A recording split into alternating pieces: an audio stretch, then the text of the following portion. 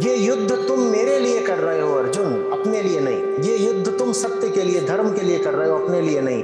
ये है निष्काम कर्म योग, कि अपने आप को जिताने से कहीं बेहतर है सच्चाई को जिताना।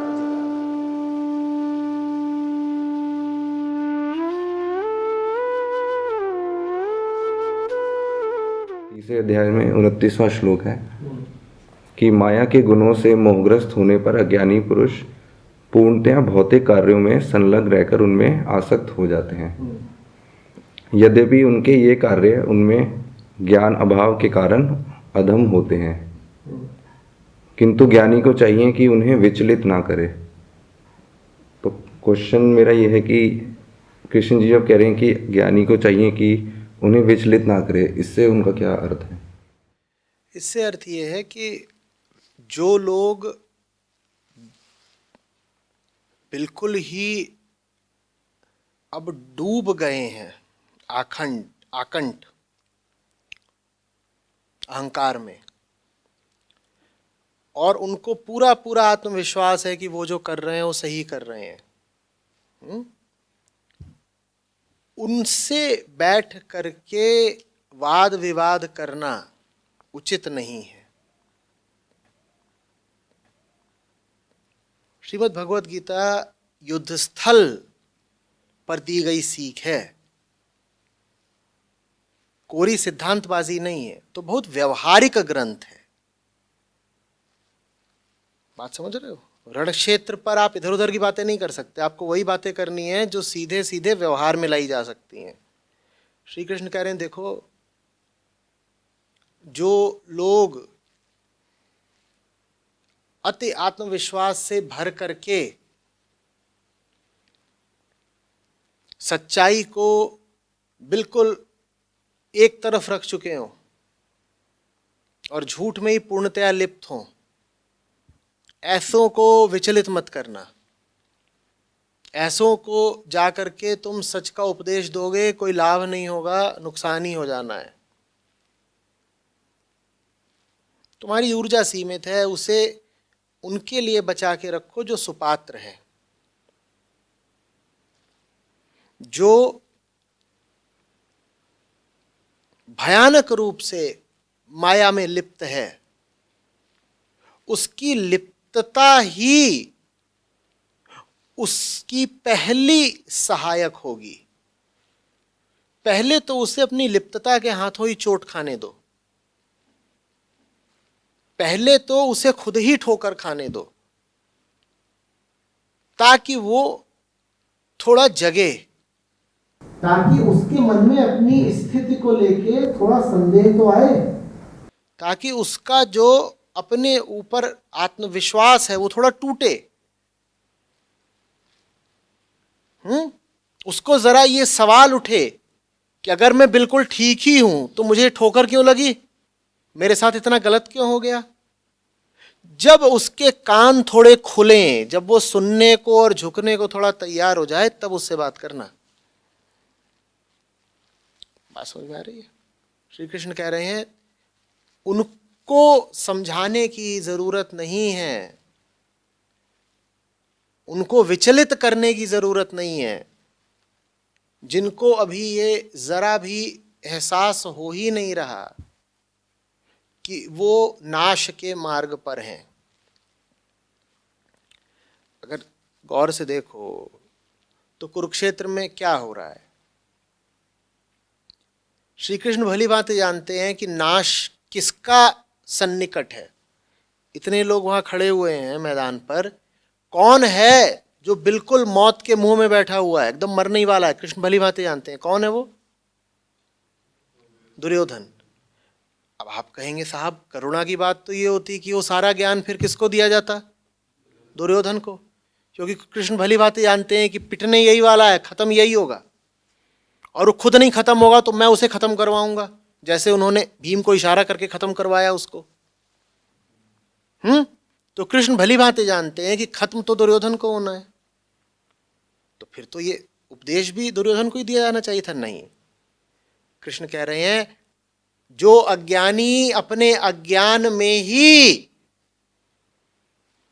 मस्त हो, निष्ठावान हो, उसको विचलित मत करना। और जिसको जरा संशय उठाओ, जरा संदेह उठाओ, जैसे अर्जुन को, उसको समझा देना। इसी तरीके से 18वें अध्याय में वो पुनः अर्जुन को स्मरण कराते हैं। कहते हैं, अर्जुन गीता तुझे तो बता दी, लेकिन खबरदार ये गीता किसी ऐसे से मत कहना जो मुझ में श्रद्धा नहीं रखता। सब हकदार होते ही नहीं है सुनने के। और अगर तुमने ऐसों को गीता सुना दी जो गीता को सुनने की पात्रता नहीं रखते, तो तुम जानते हो क्या करोगे? उनका भला नहीं करोगे, उनका महाविनाश कर दोगे, और उनका ही नहीं पूरी दुनिया का करोगे। कैसे? गीता का एक एक श्लोक बहुत वजन रखता है। एक वजनी हथियार की तरह है वो अर्जुन को दिया गया है इसलिए कि अर्जुन उस हथियार से अपना अज्ञान, अपनी माया, अपना अहंकार काट सके।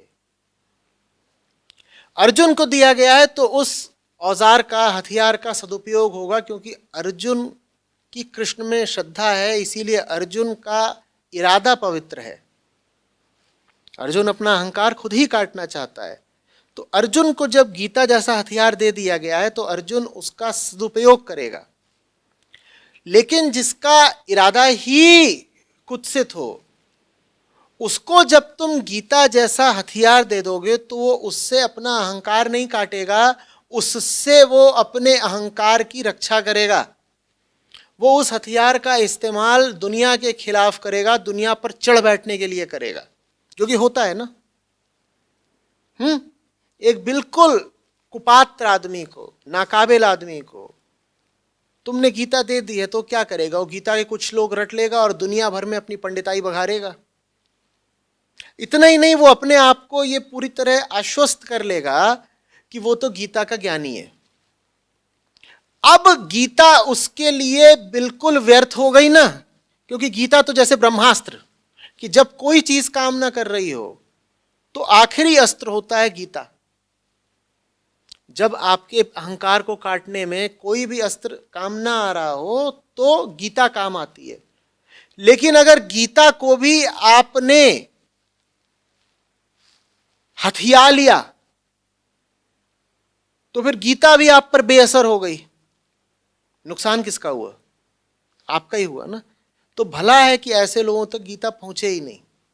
ये दुनिया का भी नुकसान करेंगे, दुनिया पर अपना प्रभाव स्थापित करके, वर्चस्व बना के, और अपना भी नुकसान करेंगे। वो गीता जो उनकी मुक्ति का साधन बन सकती थी कभी, वो गीता अब उनके लिए व्यर्थ और बेअसर हो जाएगी। तो इसलिए कृष्ण बहुत व्यवहारिक बात कहते हैं कि जो अज्ञानी माया में ही लिप्त हैं उनको विचलित मत करो, तुम सही काम करो। अर्जुन, तुम सही काम करो। फिर आगे ये भी कहते हैं कि अगर तुम सही काम करोगे तो चूंकि तुम जनमानस में नायक हो, इसीलिए तुम्हारी देखा देखी बाकी लोग भी सही काम करेंगे। सही काम क्या है? मुक्ति के लिए। अपने लिए मत लड़ अर्जुन। ये लड़ाई तेरे व्यक्तिगत सरोकारों से कहीं ज्यादा बड़ी है। ये लड़ाई भाई और भाई की नहीं है, ये लड़ाई धर्म और अधर्म की है। अर्जुन, तुम इस युद्ध को देख ही गलत तरीके से रहे हो। तुम्हें लग रहा है कि पांडु के बेटे धृतराष्ट्र के पुत्रों से लड़ रहे हैं। नहीं भाई, ऐसा नहीं है। वास्तव में ये लड़ाई इंसान और इंसान के बीच की नहीं है, ये लड़ाई धर्म और अधर्म के बीच की है। तो अर्जुन, जान भले चली जाए, अधर्म को तो नहीं जीतने देना है ना। और फर्क नहीं पड़ता कि अगर अधर्म के खिलाफ लड़ रहे हो तो सामने कौन खड़ा है। अब सामने जो भी खड़ा है वो अधर्म की ओर से खड़ा है। वो अगर अधर्म की ओर से खड़ा है तो उसे मरना होगा। अर्जुन, भूलना नहीं कि तुम व्यक्ति को नहीं, अधर्म को मार रहे हो। ये लड़ाई बड़ी लड़ाई है।